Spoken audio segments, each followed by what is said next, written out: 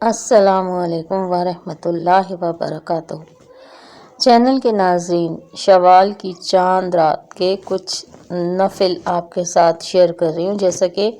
الحمدللہ ہر رمضان میں ہر رات کے ہم نے نفل پڑھے ہیں، تو اب یہ اختتامی نفل ہیں اور شوال کی پہلی رات کے کچھ نفل ہیں، کیونکہ شوال کی پہلی رات لیلۃ الجائزہ بھی ہے۔ لیلۃ الجائزہ میں ہمیں جو ہے ہم کیا کہنا چاہیے، مزدوری ملتی ہے، ہمیں صلہ ملتا ہے، ہمیں اجر ملتا ہے اللہ تعالیٰ کی طرف سے۔ اللہ تعالیٰ خوش ہو کر عنایت فرماتے ہیں اور فرشتوں سے فرماتے ہیں کہ جا کر دیکھو آج میرے بندے کیا کر رہے ہیں، کیونکہ رمضان میں تو انہوں نے پابندی سے نمازیں پڑھی اور جو ان سے ہو سکا کیا، لیکن آج دیکھو کہ وہ آج بھی مجھے یاد کر رہے ہیں یا خواب غفلت میں پڑ گئے ہیں اور اب دنیا میں مگن ہو گئے ہیں۔ تو اس لیے آج رات کے کچھ میں بہت مختصر سے نفل شیئر کر رہی ہوں، جو آپ اپنی جو ہے روزمرہ کے کام کرتے ہوئے یا رات کے کام کرتے ہوئے بھی پڑھ لیں، کیونکہ ویسے تو آج جب چاند نظر آنے کا اعلان ہو جائے گا تو پھر تراویح موقوف ہو جائے گی اور تراویح کی نماز نہیں ہوگی، تو آپ یہ نفل آسانی سے پڑھ سکیں گے۔ تو ماہ شوال میں مطلب پہلے دن کی رات جیسے چاند رات ہے، تو بعد از نماز عشاء 4 رکعت نماز نفل پڑھنی ہے 2 سلام سے، اور ہر رکعت میں سورہ فاتحہ کے بعد سورہ اخلاص 21 مرتبہ پڑھنی ہے۔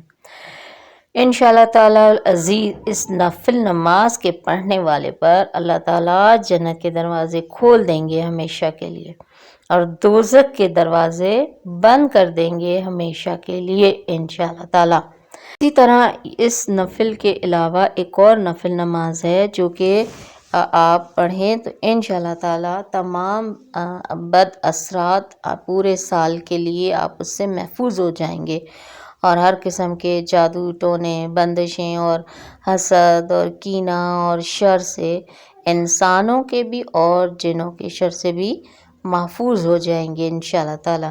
تو اس کے لیے آپ نے کیسی نماز پڑھنی ہے، نفل نماز؟ تو اب آپ نے نماز عشاء کے بعد 4 رکعت نماز 2 سلام سے،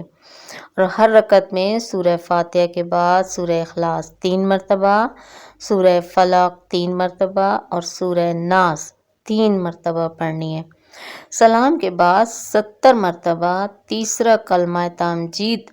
پڑھ کر اپنے گناہوں سے معافی بھی مانگیں اور توبہ بھی کریں، اور اس نماز کے طفیل اور کلمے کے طفیل اپنی جو ضرورت ہے، اپنی جو حاجت ہے وہ بھی بیان فرمائیں انشاءاللہ تعالیٰ۔ اللہ تعالیٰ آپ کی تمام توبہ کو قبول بھی فرمائیں گے،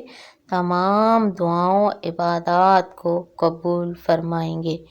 انشاءاللہ تعالیٰ۔ اور یہ وظیفہ آگے شیئر کیجئے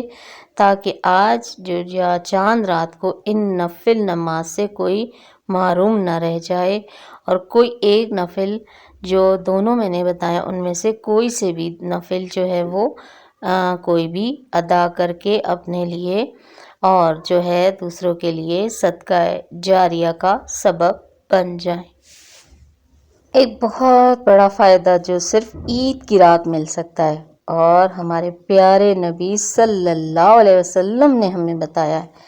اللہ پاک کے آخری نبی صلی اللہ علیہ وآلہ وسلم نے بہت ہی خوبصورت بات ہمیں بتائی کہ جس نے عیدین یعنی عید الفطر اور عید الاضحیٰ کی رات ثواب حاصل کرنے کے لیے قیام کیا تو اس دن اس کا دل نہیں مرے گا جس دن لوگوں کے دل مر جائیں گے۔ تو دیکھیے کتنا بڑی ہمارے لیے سعادت ہے کہ ہم نے تھوڑا سا قیام ان راتوں میں کرنا ہے، اور اتنا بڑا اجر انشاءاللہ تعالی ہمیں حاصل ہوگا۔